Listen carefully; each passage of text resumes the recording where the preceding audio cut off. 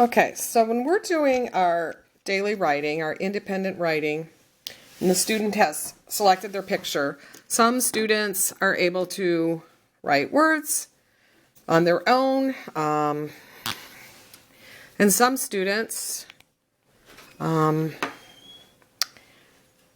not be able to form letters or write their words.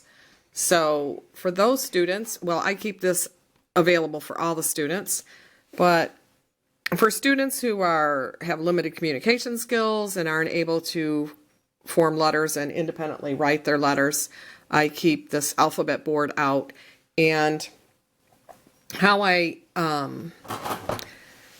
use this tool is, in addition to the other tools that we do use, we have stickers, alphabet stickers that they can use.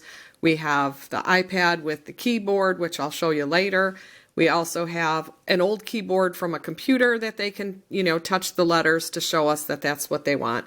Or we can use this alphabet board. So what I would do here is present this to the student that's limited in their writing skills, and then they would show me what letter they want. So if they point to Q, I write, oh, you want Q. And if they touch it again, I'll say, oh, you picked 2 Qs.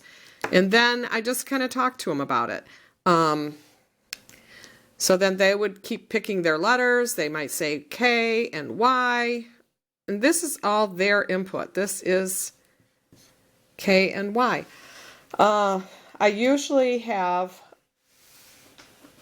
for students that aren't really able to tell me when they're finished, I usually keep this more and all done.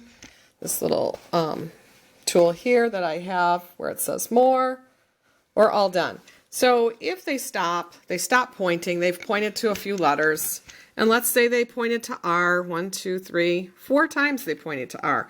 I write that down. I write R, R, R, R. That's their input. That is they own this. This is their writing. This is their trying to put their thoughts into words. So I just honor that. Whatever they point to, that is their work. If they hit space, I put a space, and I acknowledge that. Oh, you want a space for the next letter. If they stop tapping, and they just sit there for a minute, I take that as an opportunity to ask, do you want to say more, or are you all done?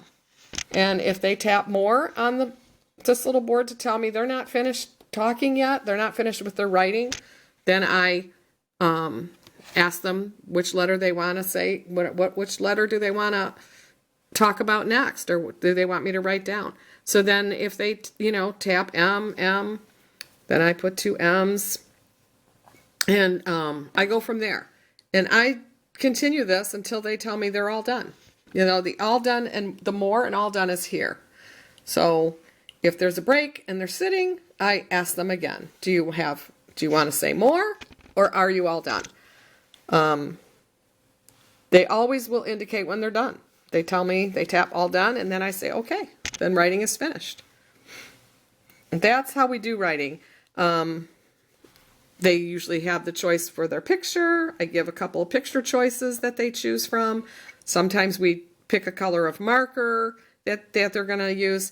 And then when we're done with this, then I hand them the marker, and then they make their marks on the page. So that's how we do writing for students who have limited communication skills and limited writing ability.